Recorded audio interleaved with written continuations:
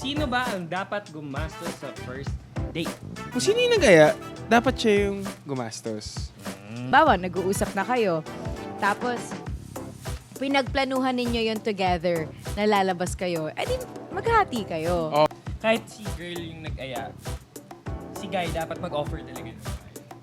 At least offer. Oh. And, Paano kung nag-offer? Paano pag tinanggap ni girl yung offer tapos hindi mo pala kaya mag- syempre, dapat ready ka rin na tanggapin yun. Mas happy talaga ako sa 50-50. What if your partner earns a lot better than you at pinapamukha niya ito sa'yo? Yung financial status ba ng girl, does it really matter for you? Like, would you prefer a girl that's richer than you or no? Or you don't mind at all? Alam ko na mas less yung pera ko sa'yo, pero hayaan mo akong itip kita.